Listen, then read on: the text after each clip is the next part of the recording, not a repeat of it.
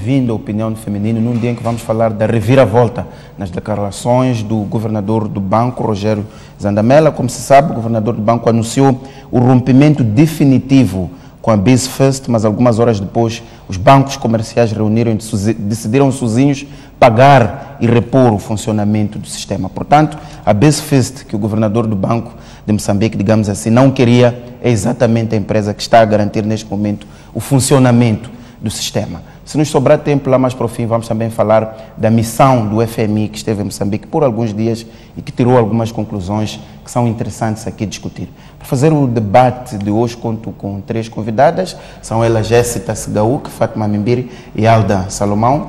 Boa noite às 3 e sejam bem-vindas ao programa. Fátima, começo por si. Acompanhamos esta situação de reviravolta. De manhã o governador do banco assumiu um posicionamento que parecia firme, mas à noite vimos que os bancos comerciais reuniram e tomaram uma decisão contrária. A minha primeira pergunta é como é que fica o governador do Banco de Moçambique face a esta situação? Primeiro, saudar aos caríssimos telespectadores, agradecer pela oportunidade, saudar também as colegas do painel. Bom, não há dúvidas que a posição do governador, enquanto chefe máximo do banco regulador, fica chamuscada, digamos assim. Ele foi, em certa medida, desautorizado, mas isso também é um pouco ligado ao fato de, em algum momento, o Banco Central tem o seu papel confundido, porque ele entra como parte de um processo, mas ao mesmo tempo ele é o fiscal desse mesmo processo. História do árbitro-jogador. Isso, então eu penso que ele foi penalizado sobretudo por o Banco Central, em algum momento, ter os dois papéis confundidos. Mas é uma questão de fundo que eu penso que vale a pena refletir aqui, é que penso que era do conhecimento geral, sobretudo do governo, a quem o Banco Central presta contas, a quem o Banco Central assiste, não é? Os próprios bancos que foram reunir com o coordenador do governo, o primeiro-ministro, são parte do CIMO, e a questão que se coloca é por que não houve articulação entre as partes? Como é que é possível ele estar a ir ao banco? Quais partes, Fátima? Primeiro-ministro e o governador do Banco de Moçambique? Exatamente. Primeiro, entre o governo, representado pelo coordenador, e o governador do Banco de Moçambique. Penso que aqui havia espaço para um diálogo direto, até porque o artigo 16 da lei que constitui ou estabelece ou cria o Banco de Moçambique estabelece claramente a relação que existe entre o Banco de Moçambique e o governo. Então, acho que o governo poderia ter chamado o governador do Banco de Moçambique para solicitar informações, compreender o que é que se estava a passar, quais eram as soluções que se vislumbravam. O segundo aspecto, a outra parte é o CIMO, que é detido em 51% pelo Banco de Moçambique e 49% pelos bancos que compunham a Interbancos. Portanto, eles foram reunir com o primeiro-ministro, com o governo, sem terem discutido ou apresentado a sua proposta ao governador do Banco de Moçambique, que é a outra parte na negociação. Eu acho isto, no mínimo, estranho, que enquanto ele falava na Assembleia da República, já havia, inclusive, mensagens a circularem de que o sistema hoje seria restabelecido. Eu penso que aqui dá lugar para... Acha que, de alguma forma, o governador do Banco de Moçambique foi isolado? Não haja dúvidas. No encontro de uma solução para este problema? Sim, não haja dúvidas que ele foi isolado. Não posso precisar exatamente por que ele foi isolado, talvez por causa da posição dura que ele tinha em relação à empresa que está envolvida, lembrando que esta empresa tem uma relação direta, ou sempre teve uma relação direta com a Interbancos, que é detida pelos bancos comerciais, e não com a CIMO. Então, é preciso compreender, é detida por uma parte que integra a CIMO. Então, a relação com esta empresa que Moçambique tinha era ligada diretamente a este grupo.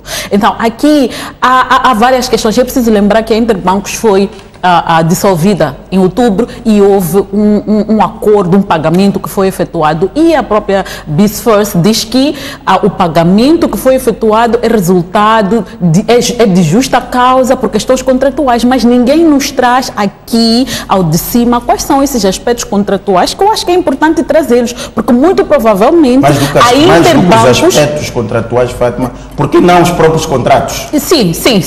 O ideal seria termos os contratos sob a promessa, mas acho que infelizmente ainda estamos a pedir demais, mas eu acho que detalhes pelo menos que esclareçam algumas zonas de penumbra poderiam ser um ponto de partida. E aqui eu quero chamar a atenção ao fato de que muito provavelmente esse pagamento tenha ocorrido passa a integrar, portanto, a CIMO. Então eu penso que aqui há muitos aspectos que antes de nós chegarmos a conclusões de que há culpados, há diabos e há santos, é preciso... Bem, Esseta, quero ouvir a sua opinião. Como é que fica aqui o governador do Banco de Moçambique e esta ideia que a Fátima levanta de que havia dois polos, enquanto o governador falava em audição na Assembleia da República, os bancos, juntamente mais tarde com o primeiro-ministro, reuniam e encontraram uma solução. A ideia de que o governador foi isolado no encontro de uma solução para este problema. Bom, quero saudar os nossos telespectadores e as minhas colegas hoje aqui no painel.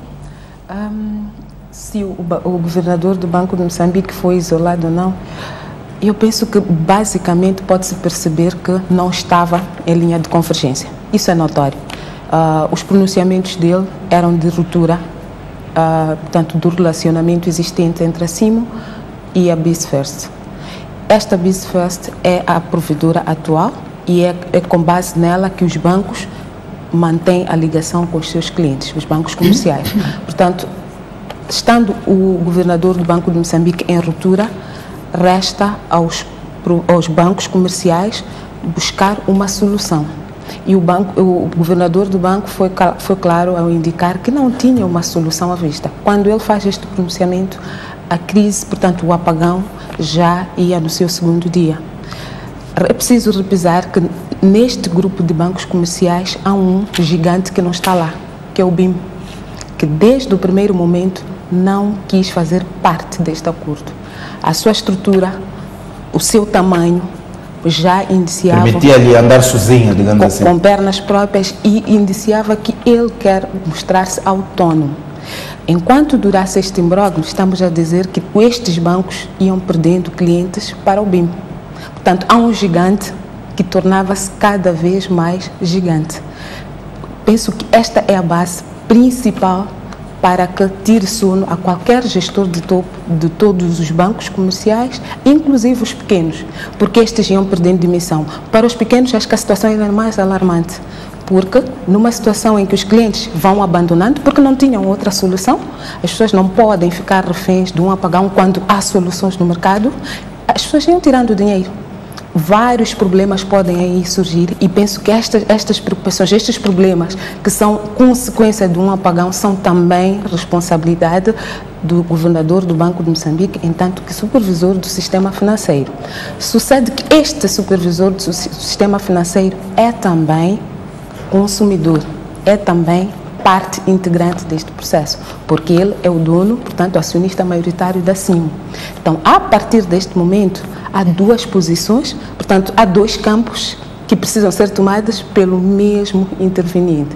Aí é que a situação complicou, porque há uma medida meramente político-administrativa que tem que ser tomada, mas há também uma situação prática que é preciso fazer face a ela, onde os bancos comerciais, e olha que ainda aqui um dado muito interessante, que é preciso, que acho que pressiona mais, é o timing.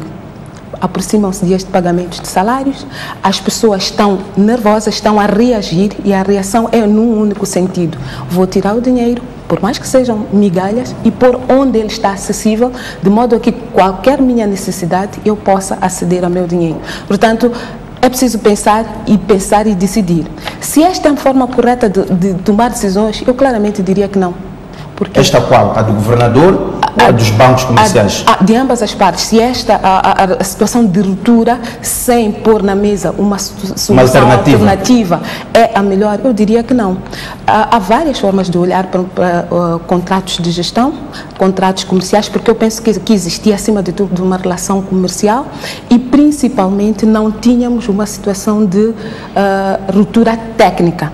Portanto, a BizFirst para nós, utentes, para quem não está dentro do imbróglio entre Cimo, Banco de Moçambique, bancos comerciais, não conseguia perceber qualquer anomalia. Portanto, as transações eram feitas normalmente, conseguíamos levantar dinheiro, conseguíamos fazer transferências e aparentemente estava tudo bem. Portanto, a nível técnico, que é esta base que a maioria de nós usaria para eventual julgamento habeas corpus. Mas subentendo eu que há razões de fundo meramente contratuais de relacionamento que não estavam muito bem e eventualmente levaram a esta precipitação. Volto a repetir a pergunta, como é que fica o governador do banco? Nós tivemos aqui uma discussão, tivemos 4 dias sem os ATMs, sem os POS e outros pagamentos eletrônicos sem funcionarem. Ganharam os bancos comerciais. Em que situação fica o governador do Banco de Moçambique? Olha, por aquilo que nos foi dado a conhecer, em que ele dizia uma coisa e imediatamente na sala ao lado era anunciada outra solução diametralmente oposta ao que ele dizia, é uma situação muito melindrosa. Por quê? Porque a sua autoridade é posta em causa. Há um caminho que foi descoberto pelos bancos comerciais, é que sempre que eles estiverem desinteligências ou que não estiverem em acordo, podem deixar o governador do Banco de Moçambique a falar sozinho e ir buscar respostas em outra porta. Eu acho que é um sinal muito mau. Se assumirmos que esta outra porta que foi encontrada pelos bancos comerciais é de meias paredes... Tirou-se alguma autoridade. E eu penso que sim, o relacionamento, portanto, do governador do Banco de Moçambique, entanto que a cara visível neste assunto, porque o governador do Banco de Moçambique, neste caso, é o governo de Moçambique, ele representa, negociava, falava em nome de Moçambique, portanto, o que é que teria falado na articulação com o primeiro-ministro, que é também parte de todo este corpo? Se olharmos para a coisa por este prisma, sem dúvida alguma, a autoridade do governador do Banco de Moçambique está posta em causa. Bem, Alda Salomão, quero ouvir a sua opinião. Qual é a imagem com que fica o governador do banco como entidade reguladora do nosso sistema financeiro? Muito boa noite. Tal como a Fátima e a Écica mencionaram, é muito difícil o governador do banco não sair chamuscado desta situação e a questão que eu coloco antes da imagem do governador é como é que, enquanto governador do Banco de Moçambique, permitiu que se chegasse à situação que foi criada, não é? Com todos os prejuízos que foram criados aos cidadãos, às empresas e a várias entidades. O imbróglio e as desinteligências entre a Cimo e a BizFirst não foram uma coisa de sexta-feira.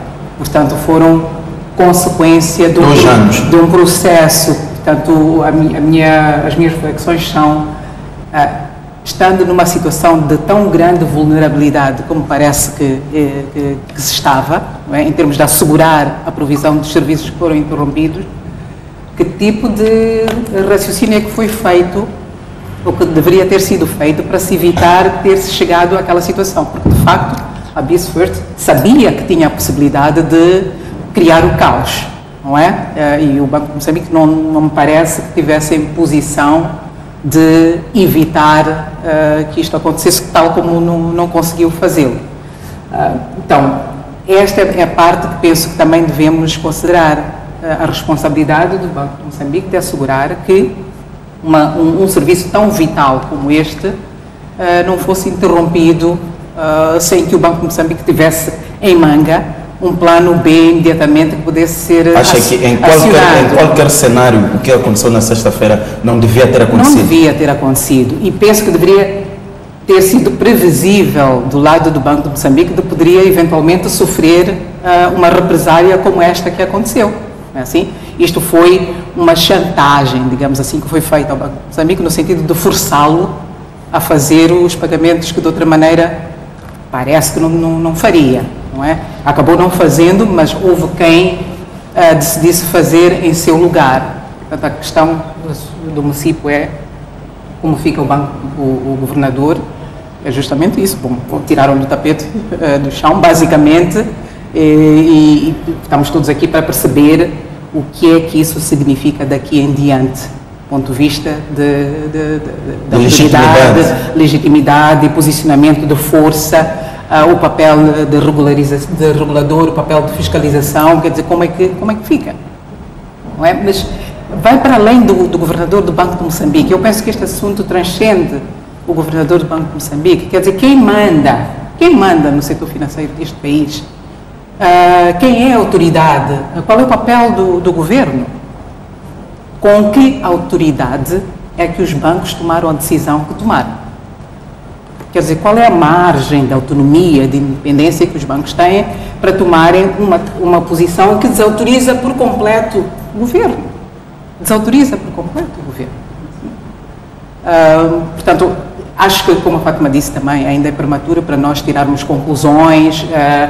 Temos alguns dados que foram publicados, foram partilhados, mas acho que não temos ainda dados suficientes sobre a história verdadeira por trás desta a questão que levanta a Alda é como é que de facto será gerida a relação entre o Biz First ao introduzir-se no sistema financeiro, é também regulado entre essas duas partes, que são cruciais, até porque estamos a entrar numa fase bastante importante da economia. Final do ano é um momento de aquecimento, há investimentos muito importantes. O papel da banca e a sua articulação com as entidades do Estado é crucial para o desenvolvimento do país. O que se pode esperar no futuro da relação entre as duas partes? Uma dúvida que esta situação me criou foi até que ponto é que realmente os bancos são obrigados a seguir as imposições do Banco de Moçambique, os bancos comerciais, porque temos um banco que decidiu por não seguir as imposições do Banco de Moçambique. O BIM, portanto, tem uma plataforma própria, tem autonomia de provisão de serviços e não fazia parte deste mecanismo. Será que os bancos comerciais também poderão enveredar por uma situação em que vão ter as suas próprias formas de prover serviços sem passarem por plataformas que sejam impostas pelo Banco de Moçambique? Então, a questão aqui, na minha opinião, é até onde é que vai o poder de imposição do banco e qual é a margem de autonomia e distanciamento que os bancos comerciais têm. É assim? Muito bem. Fátima, faço a mesma pergunta. Como é que se vai estabelecer a partir daqui a relação entre estas duas partes, entre do sistema? Posso aqui ler até algumas funções do Banco de Moçambique: é conselheiro do governo do domínio financeiro, orientador e controlador das políticas monetária e cambial, gestor das disponibilidades externas do país, intermediário nas relações monetárias internacionais, supervisor das instituições financeiras que operam no território nacional. Como é que se estabelece agora a relação entre as duas partes face a esta situação em que o Banco de Moçambique foi contornado? Eu penso que o Banco de Moçambique tem que continuar de cabeça erguida e fazer o seu trabalho. Não há dúvidas que penso que desde a governação, digamos assim, a gestão do governador anterior, o GOV, ficou claro que o setor financeiro ele está cartelizado. Então, é o mesmo cartel que conseguiu contorná-lo para ir fazer lobby ao governo, okay, que devia primeiro ouvir o seu consultor, como está no artigo 16, reforçado e bem explicado no artigo 20 da lei que cria o Banco de Moçambique, e numa base que nós não sabemos qual é o tipo de cedências que o governo fez para o setor financeiro avançar. Eu compreendo, não quero aqui não quero que se perceba o meu posicionamento, a minha reflexão como sendo de não me importar com as consequências que advieram. Nós sofremos as consequências, também fui vítima, todos somos, mas agora é momento de olhar com frieza para a situação. Compreendo que o governo estava preocupado porque era preciso garantir que o sistema voltasse a funcionar.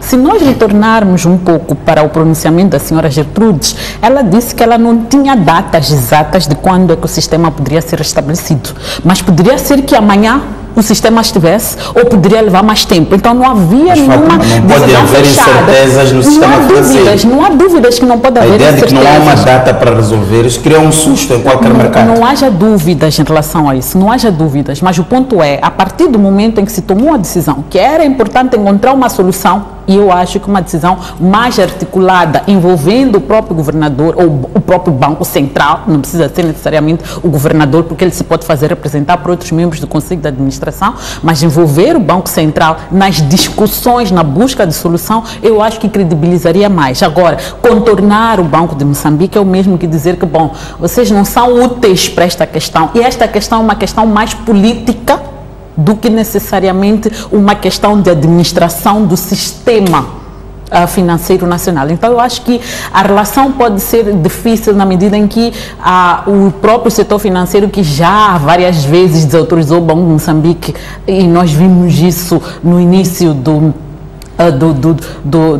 da gestão do GOV, os bancos a desautorizarem, por exemplo, na questão da fixação das taxas que são cobradas pelos serviços de levantamento, consulta de saldos nos ATMs. Então, eu acho que o Banco de Moçambique tem que continuar a fazer o seu trabalho e, mais importante, é preciso garantir que o próprio Banco de Moçambique tem que assumir dianteira no processo de remover todos os aspectos de lei ou de práticas que permitem que ele esteja numa situação dúbia, numa situação de julgador e árbitro ao mesmo tempo. Um aspecto que eu acho importante que nós estamos a ignorar, que o governador do Banco Central disse e a própria a presidente do CIMO disse, é que o sistema, nós todos estamos a especular que não há problemas no sistema, que não há problemas nem técnicos nem financeiros, mas a realidade é que há 2 meses, sensivelmente, particularmente eu, cliente do Barclays, não consegui fazer levantamento.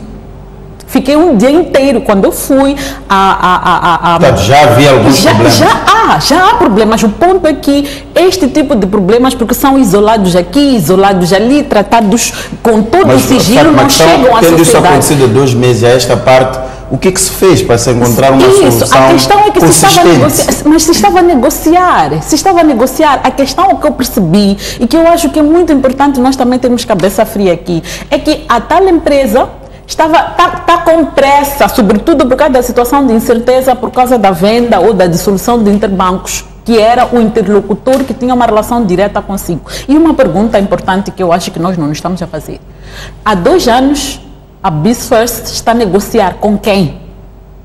Porque a relação contratual da BizFirst é com a Interbancos, não com a CIMO. Há 2 anos está a negociar com quem? Com a CIMO. Mas de quem é a CIMO? Quem em última instância toma a decisão? Não. O ponto é preciso distinguir as 2 entidades. As entidades se juntam na CIMO, mas elas são também uma entidade autônoma.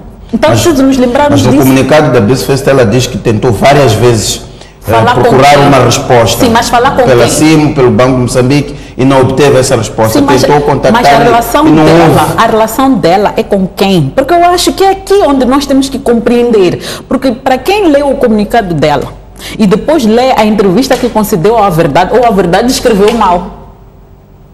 Então, eu penso que os elementos aqui não são conclusivos. E à medida que nós vamos lendo, vamos percebendo que há muitas coisas soltas por aí. Fátima, que é preciso trazê-las todas. Imaginemos que aconteça alguma coisa neste momento com a BizFirst. O sistema falha. Quem resolve? Está em condições este Banco de Moçambique, atualmente, de intervir numa situação dessas? Ou são os bancos que foram buscar a BizFirst para garantir o sistema? Mas é preciso perceber, a BizFirst, quando diz que a licença dela estava expirada e que ela informou a Moçambique que a qualquer momento iria abaixo, o que isso significa? Não será que nós fomos apanhados por tabela pelo fato da licença dela ter expirado e nós estarmos a usar a licença dela, como ela diz, ilegalmente? Mas então, a quem é que nós tiramos responsabilidades? A BizFirst? A todas as partes. A BizFirst tem que vir aqui e nos provar, porque até aqui foi tudo num comunicado. A BizFirst tem que vir nos provar, apresentar evidências de que ela estava a negociar com o Banco de Moçambique, que o Banco de Moçambique não lhe quis ouvir, mas também nos provar que a relação dela com a Interbancos, como é que foi concluída. Porque eu penso que o ponto de partida está aqui. Ou a questão, o grande segredo, ou o aspecto, o nó de estrangulamento está aqui. Porque nós não sabemos quando termina a relação, porque a Interbancos foi dissolvida, o que implica do ponto de vista do contrato que tinha com a BizFirst, reconhecendo que houve inclusive um pagamento que foi feito, que eles chamam de justa indenização. E justa indenização de quê? Então que venham a público explicar. A BizFirst E o próprio Acimo também que venha com documentação, nos mostrar os tais contratos que se fala, agora que é até detentora, não é? Ou que inclui todo o portfólio da Interbancos. E o Banco de Moçambique também nos tem que vir, porque é importante ressaltar este aspecto, que enquanto regulador, independentemente de ser parte do CIMO, tem responsabilidades e tem que vir e nos explicar quais foram as diligências todas que foram sendo feitas quando se detectou que havia problemas com o provedor do ponto de vista de performance ou de qualidade. Como é que fica a relação, o equilíbrio de forças aqui entre as duas partes? Mas faço a mesma pergunta que fiz a Fátima. Os bancos foram buscar a revelia ou sem alinhamento com o Banco Central, foram buscar, devolveram o negócio à BizFest. Imaginemos que neste momento acontece alguma coisa. Quem é que acude os clientes? Eu vejo aqui duas situações distintas. A primeira é que havia uma posição de extremar, uma posição extrema de ambas as partes, que até pode ser percebida por parte do governador do Banco de Moçambique como uma posição de bater e soprar. Portanto, pode ser uma estratégia de pressão, na medida em que a BizFest ia pondo as suas exigências. O regulador, tanto o Banco de Moçambique, ia também dizendo, olha, você talvez tem que se conformar com isso, porque para mim a questão de fundo é contratual. Há um provedor de serviço que quer manter-se, há um regulador, ok, que também está na posição de provedor, que quer aqui ter a oportunidade, pode ser de manter ou de buscar. Percebe-se que para a CIMO, ou para o CIMO, sim, entanto que provedor de serviço, BizFest não era prioritário. Mas a BizFest já está no mercado, tem relações privilegiadas com alguns dos principais players, que são bancos. E são estes bancos que o foram resgatar. Portanto, aqui há uma posição de, enquanto um quer puxar e resolver um contencioso, o outro talvez ia fazendo o seu jogo e ia arrastando. A verdade é que à medida que o tempo passava, isto ia afunilando, porque os vários acordos, os vários entendimentos foram sendo alcançados. Ao cessar a relação com a Interbancos, a BizFest fica numa situação, vamos que, abandonada. E o banco, ao que consta, é a julgar pelas declarações do governador do Banco de Moçambique, ela não era alternativa. É uma questão de dias. A BizFest tinha que procurar recuperar o que diz que está a lhe ser devido, fazendo o seu contra-ataque, e o Banco de Moçambique a mostrar que sabe, nós vamos falar com outro provedor. Se repararmos no o timing em que é o apagão e o anúncio do governador de Moçambique que o outro provedor já está a caminho, eles estão ali muito próximos. Então, e há também, se repararmos, quando os bancos comerciais vão, portanto, falar com a BizFest e trazê-la de volta, nota-se que consta também, porque não há documentos oficiais, mas consta que esta BizFest fez cedências e inclusive fez um desconto. E não é um desconto de um copinho ou uma colherinha de amendoim. É um desconto, estamos a falar de 1,5 milhão de euros. O que é que levaria a uma empresa que não quer falar a ceder, a negociar e voltar? É que ela quer se manter como alternativa. Sucede que parece que para o Banco de Moçambique, para o governador do Banco de Moçambique, que representa o governo nesta questão, a BizFest não é o provedor que interessa. Dito isso, como é que fica a relação entre as duas partes no meio dessa guerra toda? Olha, é uma relação complicada, como disse. Tecnicamente, a Fátima reportou aqui um problema, mas eu penso que há um problema que nós todos não precisamos de procurar, está aqui, é visível. É um apagão, é um sistema todo abaixo e ninguém comunica com ninguém em termos de ligação de bancos. Isto se foi visível. Se havia pequenos problemas e que eram isoladamente resolvidos, pode ser dos próprios bancos, ou da BizFest, aqui eu não tenho propriedade para aferir. Mas, naquilo que tangia a BizFest, há sim um apagão. E este apagão foi geral, foi percebido por todos. Como é que o Banco de Moçambique, entanto que regulador, fiscalizador, porque esta é a primeira condição que nós abordamos ao Banco de Moçambique, como é que ele lida com um provedor que, havendo questões contratuais, porque, insisto, parece-me que o grande diferendo é em termos contratuais e não técnicos. Porque se é em termos técnicos, há serviços que não estão a ser disponibilizados, mas estão previstos, aciona-se o contrato. Porque penso que estes contratos têm que ser claros. Se você obriga-se a servir este e aquele e não serve, o que é que acontece? E há também cláusulas, ou deveriam haver cláusulas muito concretas que indicam que em caso de incumprimento, em caso de primeira abordagem, segunda abordagem, o que é que se segue em termos de arbitragem. Portanto, insisto que os problemas aqui não eram técnicos, mas contratuais. Porque é a nível de contrato que se resolveriam os possíveis diferentes. E eu perguntava essa, aqui... a questão é como é que o Banco Central, como é que este governador do banco continua a articular com os bancos comerciais. Daqui a alguns dias o Banco de Moçambique anualmente faz uma reunião de balanço em que convida toda a banca comercial e há ali um encontro de confraternização. Eu tenho duas alternativas, município. A primeira é, já avançou com uma posição de ruptura, mantém esta posição de ruptura ou equaciona reconsiderar a BCFES como um eventual parceiro. Se insiste na posição de ruptura, deve comunicar-se com os bancos de Moçambique, com os bancos comerciais, porque estes são seus parceiros, de modo a cautelar como é que vão receber um novo provedor. Porque penso que será um bocado melindroso haver negociações de cima, com 51% com o novo provedor, este chegar cá com uma proposta e não poder contar com os outros 49%. Teremos um mercado com dois provedores ou mais. O que é que está legislado até agora? Ou qual é a situação que nós temos agora? Quem controla? Porque penso que voltamos ao princípio. Como é que assim surge? Porque havia necessidade de garantir uma comunicação, uma plataforma que comunicasse de forma eficiente com todos os bancos. Porque, se nós recordarmos, estes mesmos bancos ditavam os seus preços a seu belo prazer, porque cada um tinha, em princípio, a sua forma de calculá-los e chegar a eles. E preços alguns que eram normalmente visíveis, outros já têm incorporados. Então, o Banco de Moçambique, entanto que regulador, disse, olha, vamos criar uma situação em que todos os bancos prestam um serviço de qualidade e que comunicam de forma equitativa. Portanto, a forma de acesso até pode ser múltipla, mas eles finalizam de forma única. E criou-se assim. E neste momento, o que é que acontece? Qual é o papel da CIM, uma vez que nesta solução dos bancos comerciais afastaram a CIM? Portanto, é aí que eu digo, neste momento, a grande dor de cabeça do governo, aqui prefiro não falar do Banco de Moçambique, mas do governo, é decidir. Os pressupostos da criação do CIM são ainda válidos?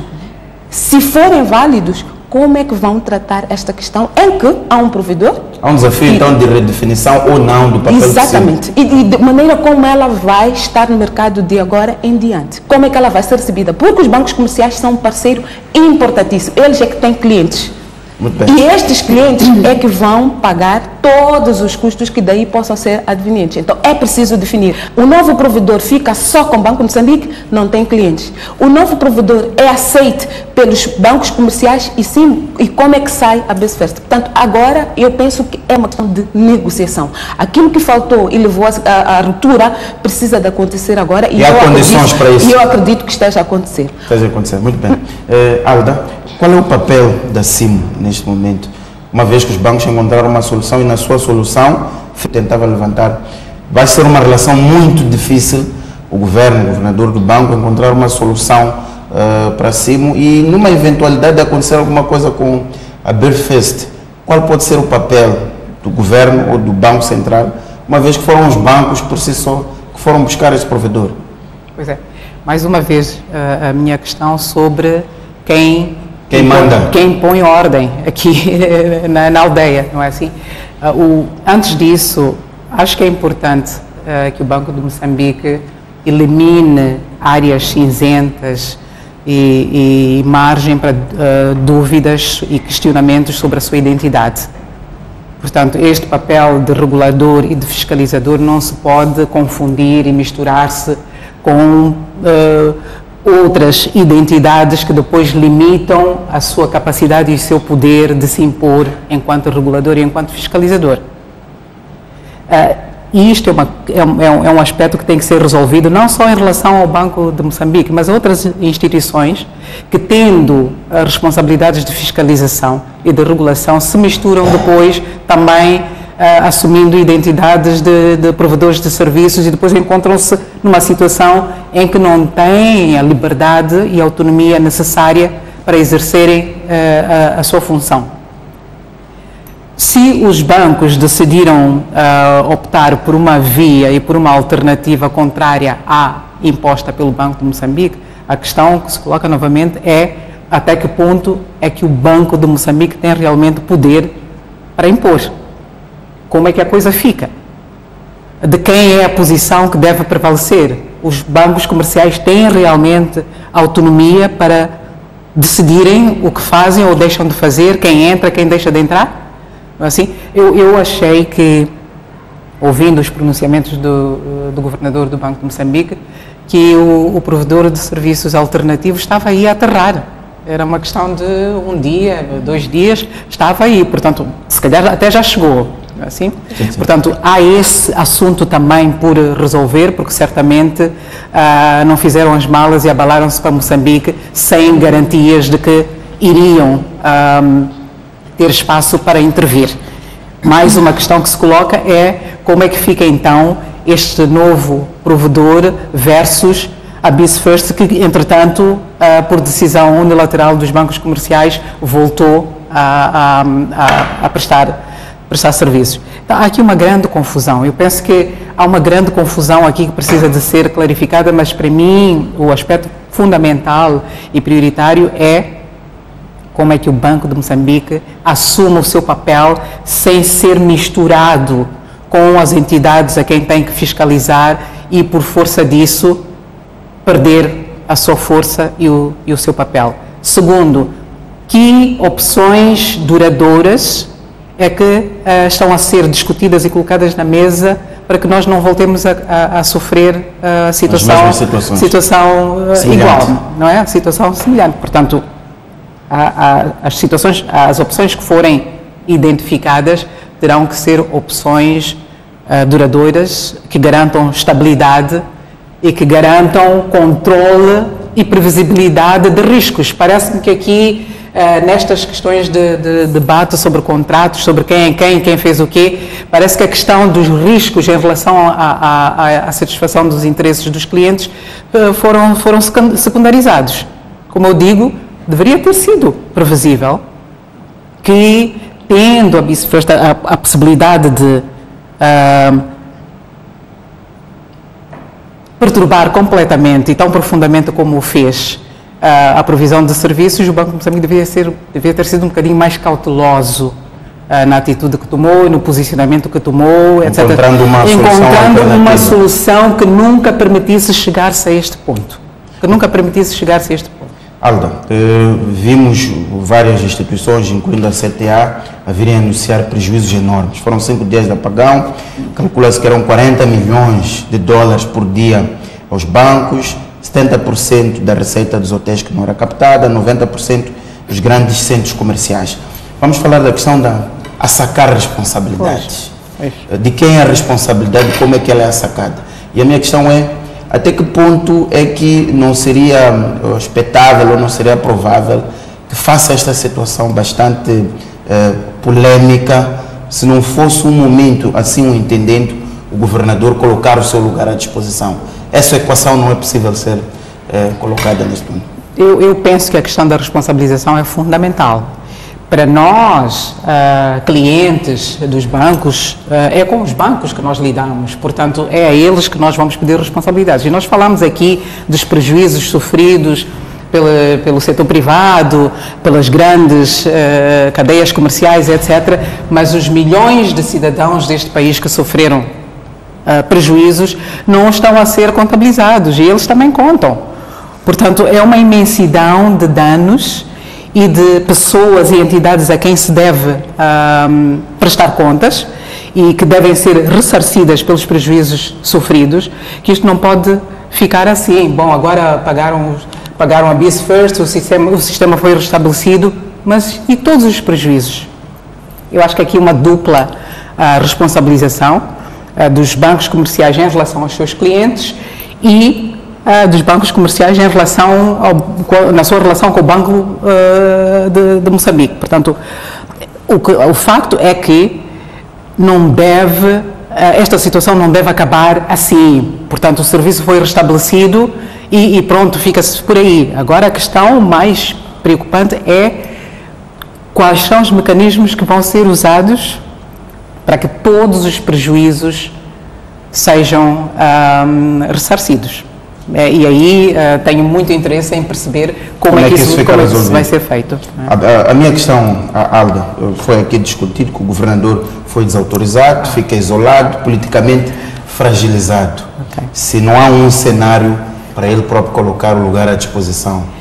Olha, eu estranhei muito este facto de que, enquanto o governador do Banco de Moçambique fazia o seu pronunciamento perante a Assembleia da República, os bancos comerciais tomavam a decisão que tomaram, desautorizando-o por completo. Assim, e a questão que eu coloco é, não houve nenhuma concertação, quer dizer, o primeiro-ministro, não houve nenhuma concertação para as duas frentes.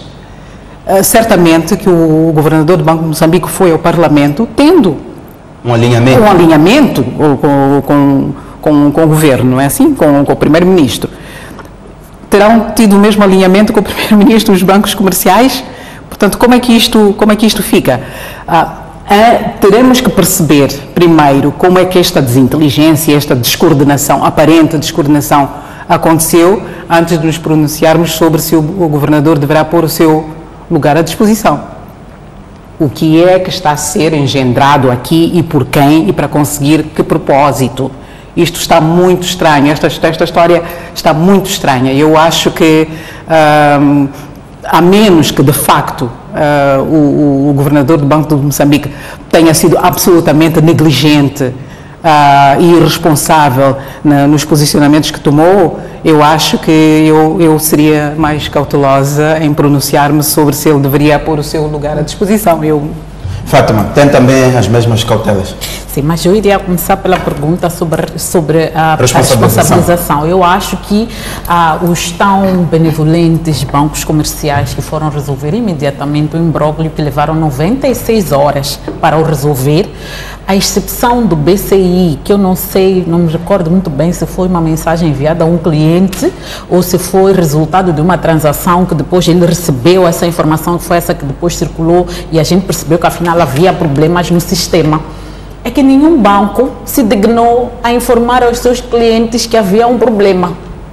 Quando há o acordo entre 96 horas depois, o acordo entre o governo e os bancos, é quando começamos particularmente, eu tenho conta em 3 bancos, 2 dos quais estão ligados ao SIM, que sofreram apagão.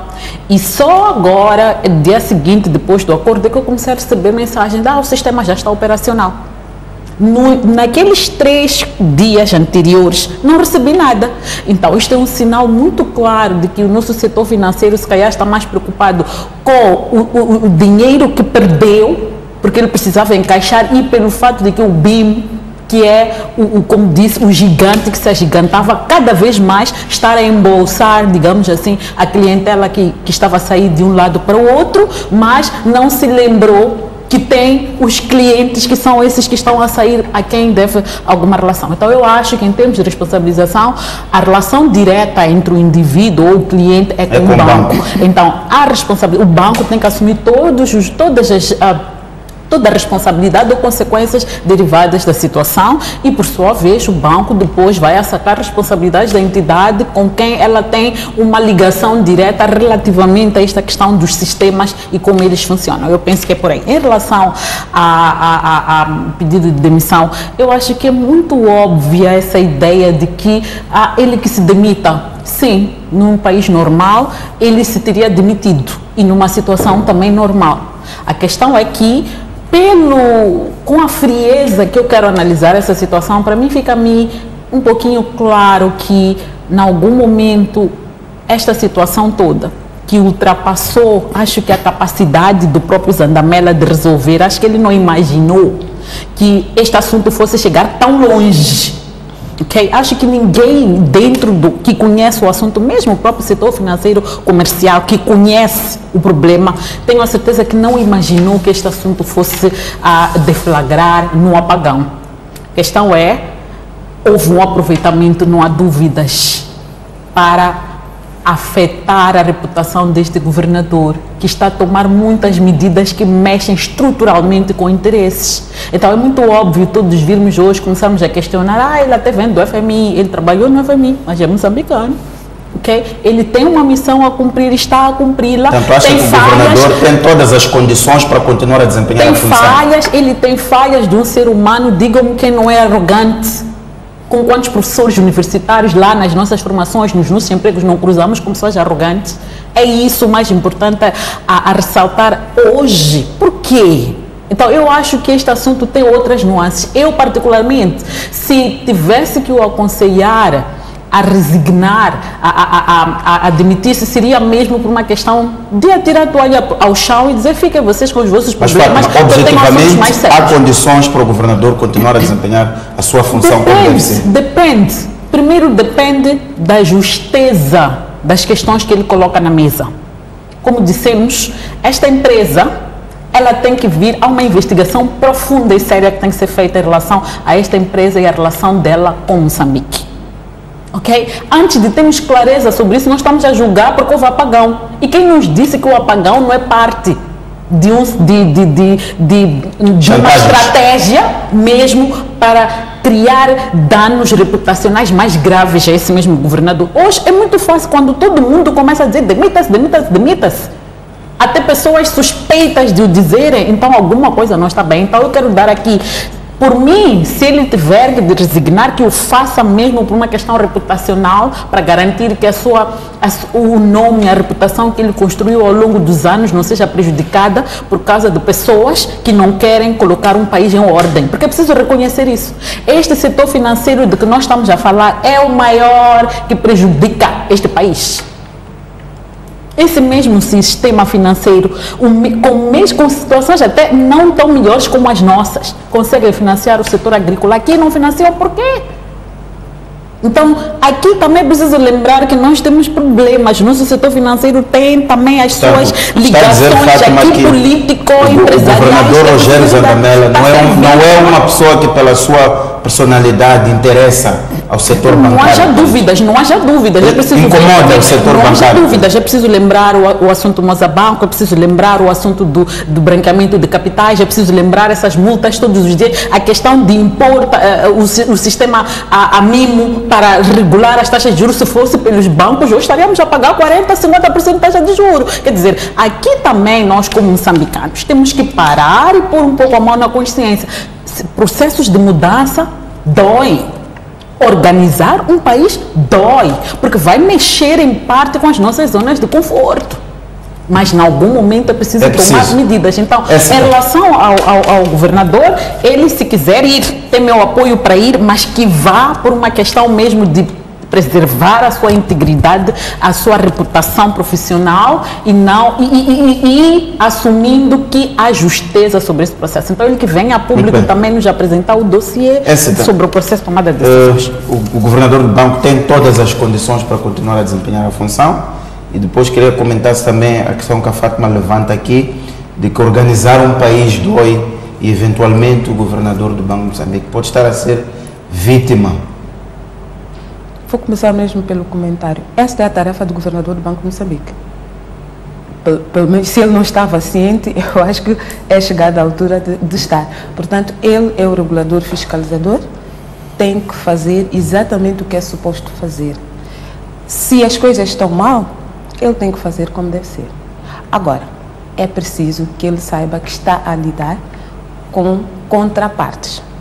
Essas contrapartes têm interesses. E esses interesses são comerciais. E aqui vou discordar com a Fátima. Não é o fato de nós cruzarmos com pessoas arrogantes ou com uma postura discursiva arrogante que nós vamos achar isso normal. Não é.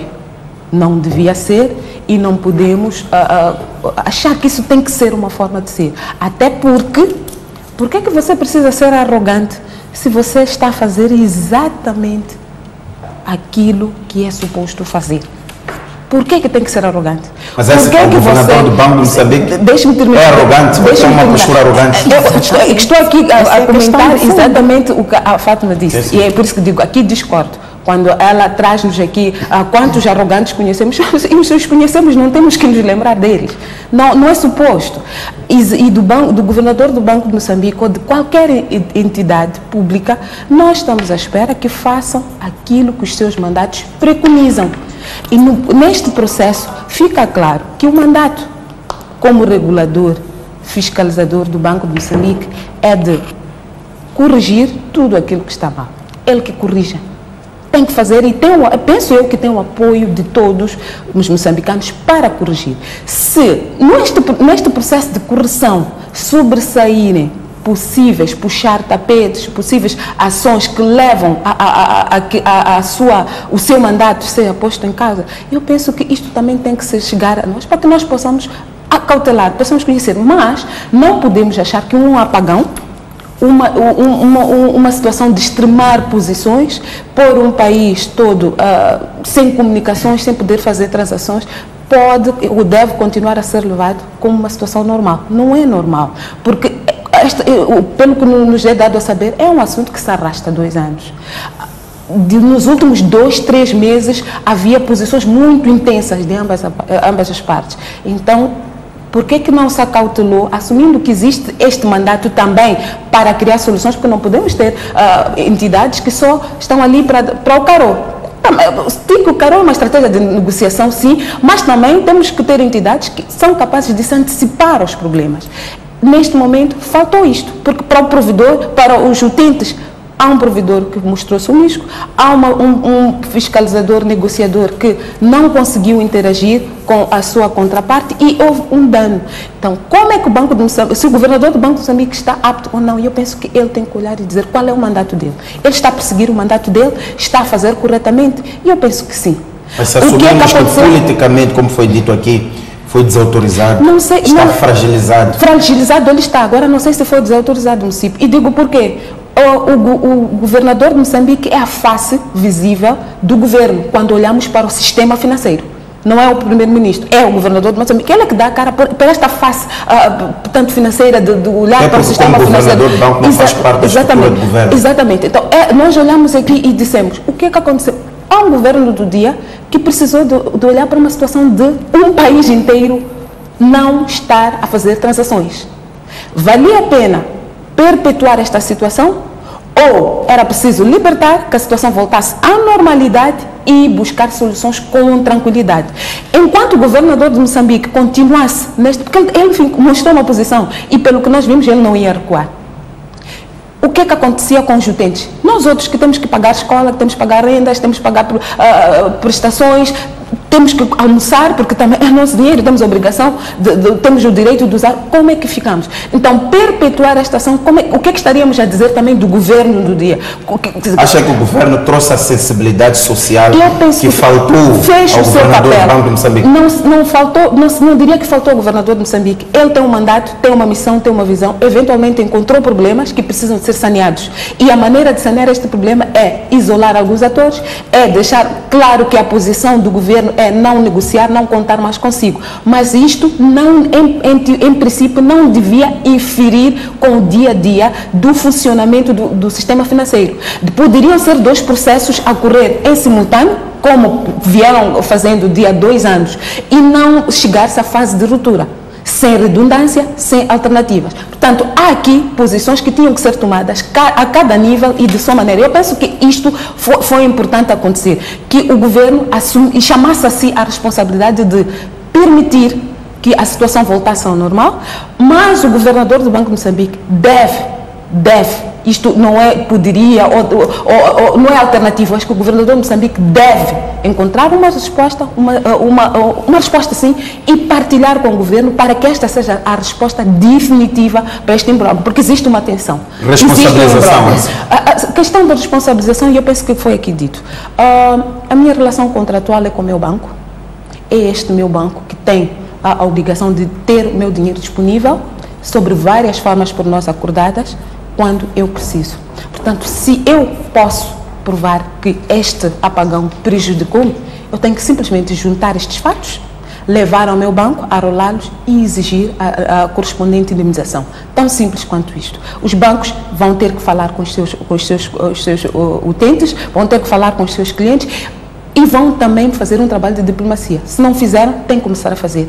Se eles acham que não querem ter uma avalanche de processos, tem que comunicar melhor com os seus utentes, tem que falar melhor, tem que fazer que estes clientes desistam de prováveis ou possíveis processos. Bem, Fátima, passo assim até para responder ao ponto de discórdia com essa. O ponto em relação à arrogância é que está a ser trazida a ideia da arrogância do governador do Banco de Moçambique. Ninguém está a questionar aqui. Ele é, no seu entender, ou não arrogante? Bom, eu não sei por que ele é considerado arrogante. Se calhar ele é considerado arrogante pelo fato dele não estar aberto para negociações que se calhar outros habituaram as pessoas a esse tipo de coisas. Então, eu penso que eu não o vejo necessariamente como arrogante. É claro que ele teve algumas falhas, por exemplo, na forma como reagiu relativamente à auditoria que foi feita ao banco. Penso que não foi uma forma correta de abordar o assunto. A questão da Cuanha, a solução que ele tomou de introduzir a Cuanha para devolver a vida, digamos assim, ao Moçambique, também não acho que é uma solução, mas em nenhum momento eu tenho elementos para dizer que ele foi necessariamente arrogante. O ponto é que isto na esfera pública está a ser trazido mais do que discutir o mérito, a pertinência, a abordagem. O que se está a dizer é que ele é arrogante, é arrogante, é arrogante. Então o que eu estou a dizer é: por que nós estamos a ressaltar a arrogância dele se nós nas nossas vidas, exatamente, se nós nas nossas vidas o somos, então, longe de assumir que necessariamente a arrogância seja uma coisa normal. O ponto é, não vamos trazer arrogância para aqui, para desqualificar a decisão que ele tomou de não renovar com a BizFirst. O que a BizFirst quer, afinal? Ela quer o pagamento pelo uso dos serviços ou que ela quer ser recontratada? Eu penso que esta é uma outra questão que temos que responder. Finalmente, acho que o Banco de Moçambique cometeu um erro grave. Ao trazer um novo operador, devia ser por concurso público. Não me parece que tenha a ver com concurso público. Então eu penso que eventualmente aqui, nesta situação de emergência, não. Estou a falar, sim, neste caso de emergência, mas estou a falar numa situação de se há, por exemplo, se comprovar que a negociação já há 2 anos entre o CIMO e a tal BizFirst, então, e o Banco de Moçambique já não estava satisfeito com a BizFirst, era momento de ter iniciado um processo para contratar de forma transparente e aberta um novo provedor. E pode ser que seja aí a ideia de que eles não estão a tirar o tacho, na nossa linguagem, para dar aos outros. Porque é preciso lembrar o momento em que a BizFirst entra e o momento em que o governador do Banco Central entra, que é um novo grupo que tem outros interesses e que também há de querer ganhar alguma coisa. Então, esse também não ficar uma discussão bilateral. Pode responder a Fátima? Não, posso comentar só a questão da arrogância, que foi a nossa questão direta, quando se diz que as pessoas trouxeram-se. E eu penso que com alguma razão. Alguém que te serviu durante 12, 14, 15 anos, alguém com quem tu estás a falar para terminar ou não uma relação contratual há 2 anos, não é?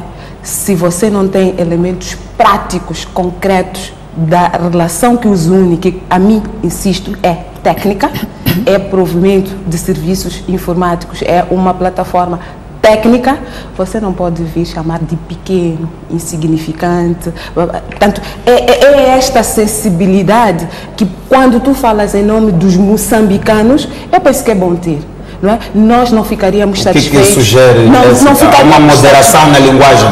É um parceiro da CIMO, é um parceiro dos bancos comerciais, tem uma relação contratual, então é preciso ter uma linguagem cordial. Insisto, quem fala ali não é Rogério Zandamela, é o governador do Banco de Moçambique. Provavelmente não tem interesse, ou está claro que não tem interesse em manter a relação com a BizFirst, perfeito, mas ele vai negociar com o novo provedor. Como é que fica este novo provedor a saber que, na eventualidade de ter desinteligências, serão tratadas questões marginais? Para mim, eu considero isto questões marginais. Portanto, quero aqui só dizer, eu percebo estas pessoas que qualificaram assim, porque não é uma situação normal que uma entidade que representa os moçambicanos se dirige assim a um parceiro. Portanto, esta questão acho que é preciso deixar claro. Bem, Alda, tenho 2 questões para si. A primeira é, como é levantada aqui, a postura bastante acutilante do governador Banco Moçambique, a forma como ele é incisivo nas suas intervenções. Segundo, também queria comentar essa ideia de que o governador é uma pessoa incômoda no sistema financeiro, que estava habituado a um certo tipo de comportamentos e posicionamentos, e que este governador veio, como temos estado a acompanhar, a alterar completamente. Bom, eu não tenho dúvidas de que o governador Zandamela esteja a incomodar muito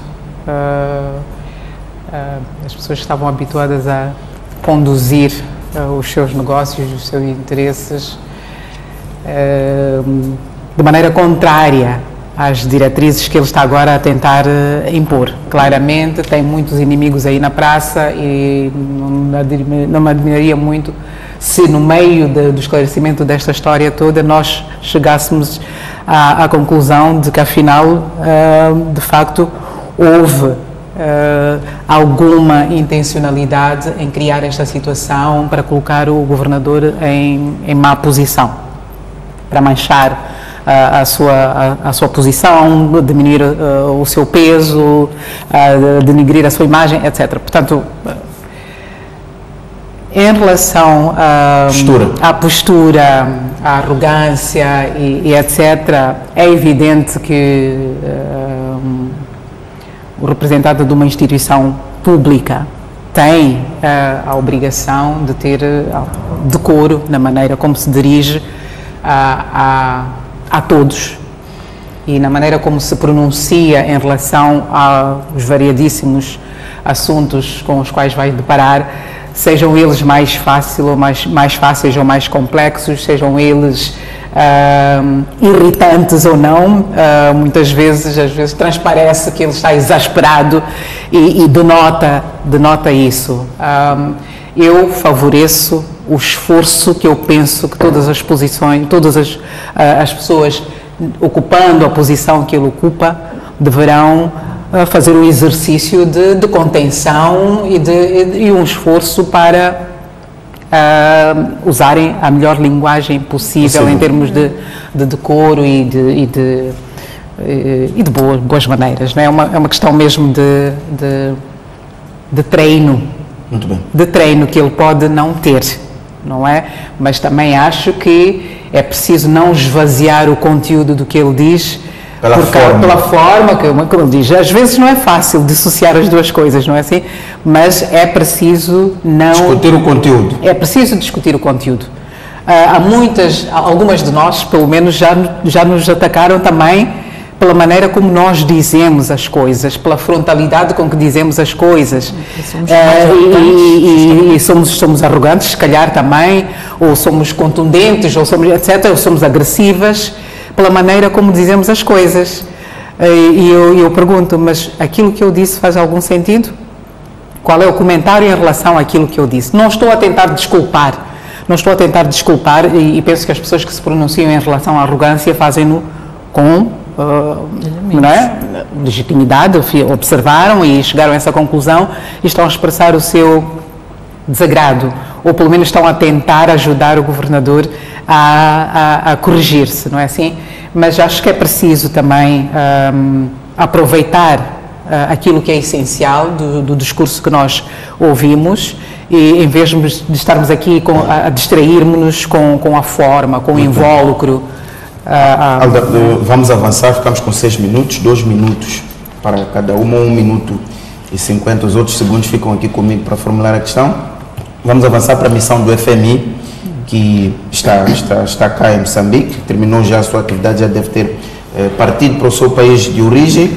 Ela produziu um comunicado, portanto, esta missão, um comunicado bastante positivo, que congratula-se com os avanços da Procuradoria-Geral da República em relação à responsabilização das dívidas anteriormente não divulgadas. A expressão usada neste comunicado não são dívidas ocultas, são dívidas anteriormente não divulgadas. A missão também realça o entendimento que houve com parte dos detentores da dívida da Ematum, portanto cerca de 70-75% dos devedores, e abre a porta para possíveis entendimentos com as autoridades moçambicanas em 2019. Qual é o seu olhar em relação a este comunicado e ao trabalho desta missão do FMI em Moçambique? Claramente há muita coisa que o FMI sabe que nós desconhecemos, não é? Eu tive a oportunidade de participar numa sessão há 2 dias, creio, 2 ou 3 dias, em que o FMI, o representante residente do FMI, fez a apresentação da avaliação mais recente dos últimos 6 meses sobre a região da África, perspectivas económicas, e falou especificamente sobre Moçambique. E agora, o conteúdo deste comunicado é tudo o que eu sinto é que há um esforço e uma tentativa de se suavizar, de se não chamar as coisas pelos nomes, de não ser específico em relação às constatações, de se não ser específico também em relação às recomendações concretas que o FMI acha que devem ser seguidas pelo Governo. Por exemplo, esta questão de saudar os esforços da Procuradoria-Geral da República sobre a responsabilização em relação às dívidas anteriormente não divulgadas. Só a alteração na expressão é interessante, mas o facto é que nós gostaríamos de saber o que é que a PGR realmente fez ou está a fazer em relação a este assunto, que é um tema de que temos estado a falar incessantemente nos últimos tempos. Responsabilização. Inclusivamente, com relação ao esquema montado para o serviço da dívida, nós fazemos uma correlação com a questão da responsabilização. Mas, afinal, há novidades aí a que o FMI teve acesso e que nós, o público, não sabemos. Portanto, o meu comentário é: se há informação nova, se há novos desenvolvimentos, nós deveríamos ter conhecimento disso. E depois, em relação às recomendações, o comunicado do FMI menciona, por exemplo, que o esquema para o serviço da dívida deve ser coerente com a responsabilidade do Governo de assegurar que o desenvolvimento do país é sustentável e etc. E que se as receitas do projeto do gás natural forem usadas de maneira sustentável, portanto, o potencial de contribuírem para a redução da pobreza será muito, muito grande. Mas estamos a falar de um país onde temos uma situação concreta, não é? De problemas imensos de governação que nos levaram à situação de que as receitas do gás não serão usadas como nós prevíamos para promover o desenvolvimento sustentável deste país, mas serão desviadas num quinhão substancial para resolver o problema da dívida. Portanto, o que é exatamente, eu não consigo encontrar uma especificidade, clareza nas recomendações que estão a ser feitas. A partir dessas palavras, pergunto a Fátima se encontrou essa clareza, essa especificidade neste comunicado. Na verdade, não. E eu fico perplexa com este comunicado do FMI. Por um lado, quando diz que estão a ver as formas de reiniciar algum diálogo em 2019. Entretanto, no evento do lançamento das perspectivas econômicas, o que nós ouvimos é uma questão muito concreta que foi colocada: se vai haver a abertura para reiniciar o diálogo com o governo, para a retoma dos apoios. O representante do FMI foi claro ao dizer que não, vai depender de tudo que o governo de Moçambique fizer, do ponto de vista de medidas de política, e ainda falou de algumas palavras bastante interessantes: boa governação, transparência e responsabilização. E eu, honestamente, depois de ouvir e ler esse comunicado, as perguntas que eu tenho, muito diretas para o FMI, é o que significa boa governação, transparência e responsabilização para o FMI. O segundo aspecto é que é de facto interessante quando a gente ouve o FMI a saudar a Procuradoria-Geral da República, que na nossa perspectiva, como moçambicanos, de parte mais interessada na questão da responsabilização, a saudar. Saudou o quê? Quais são esses passos em concreto? O que é que o FMI sabe que nós não saibamos? Há alguns novos desenvolvimentos. Por exemplo, uma questão que eu acho que é importantíssima: na primeira aparição pública do primeiro-ministro a explicar sobre a dívida, ele disse, e em sede da Assembleia da República, o primeiro-ministro disse que a Procuradoria-Geral da República o governo não iniciaria o pagamento à MAMI aos pagamentos da MAMI Proíndicos antes da Procuradoria-Geral da República vir publicamente dizer qual é a parte da dívida que cabe ao Estado pagar nesses 2 projetos, que poderia concluir que não há nada relativamente ao Estado. Entretanto, o CFMI está a saudar a Procuradoria, entretanto, num contexto em que o governo, antes da tal responsabilização, que tudo bem, juridicamente, elas são independentes, mas há um aspecto importante que é dependente, que depende que é parte do processo e que depende da Procuradoria-Geral da República. Nós vamos usar o dinheiro do nosso gás, que é o potencial, que é uma fonte potencial de receita para nós sairmos resolvermos problemas básicos que nós temos, para pagar dívidas. Hoje dizemos que é só da Ematum, mas sabemos que os outros já se estão a organizar para vir exigir. E o governo vai pagar o quê? Qual é essa parte da dívida que tem que ser paga pelo governo? Então, saudar a Procuradoria por causa de quê? E isso a mim, para finalizar me leva a um cansaço. Eu estou cansada do FMI. O FMI nos cansa e o FMI só aumenta a vaidade do nosso governo. Isso não é de hoje. É o FMI, é o Banco Mundial. O governo investe mal na educação, na saúde, porque eles vêm aqui e dizem, está tudo bem, nós estamos a morrer sem medicamentos, está tudo bem. Então não nos venham aqui com estas histórias. Eu estou realmente muito cansada destas histórias. A pergunta é se também está cansado ou não do FMI. Eu ia aqui dizer que este epílogo é mesmo interessante. Resume a metade daquilo que eu dizia na outra abordagem. Estratégia de pressão. O stick and carrot. Quando alguém quer negociar, ele às vezes pisa fundo, leva-te ao desespero. E você faz. Ou você mostra a musculatura. O FMI precisava de algumas coisas. Tem uma cartilha que ela usa sempre, o FMI usa sempre que precisa de fazer abordagem a países como Moçambique, na situação de Moçambique. Este tempo todo foi dito isto. Alguns de nós achávamos que não é. O FMI estava a fazer exatamente o que devia fazer, ao que se comprometeu com o horizonte. Chegou ao horizonte, usou a sua estratégia. Então, eu vou mesmo no diapasão do anúncio do fim da missão. Eu saúdo esta declaração. Por quê? Saúdo por quê? Porque ela abre perspectivas, né, para que o país possa, de forma mais tranquila, ir negociar aquilo que quer para si. A situação em que o país se encontra era complicada. Era mesmo uma situação de ter alguém permanentemente a chacotear e até o que poderias fazer não conseguias ver. Portanto, esta abertura, este abrandar de posições permite falar com calma, discutir com calma, encontrar soluções com calma, não necessariamente significando que essas soluções sejam as melhores, mas as soluções possíveis. Então, eu saúdo. E com essas palavras otimistas da ESTA, fechamos o nosso programa. Agradecer a vossa presença, Alda Solomão, Fátima Mimbiri, ESTA Sagauk.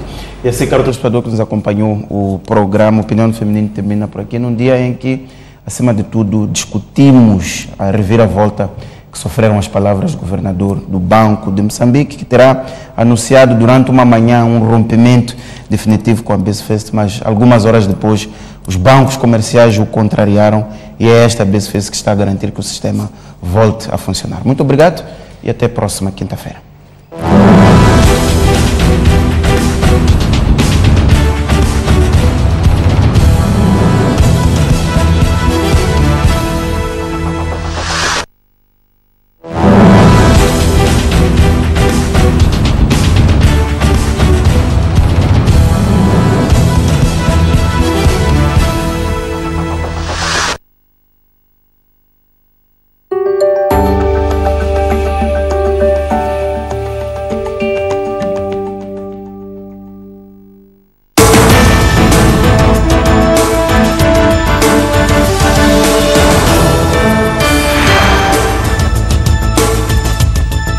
FMI diz que futuros acordos com credores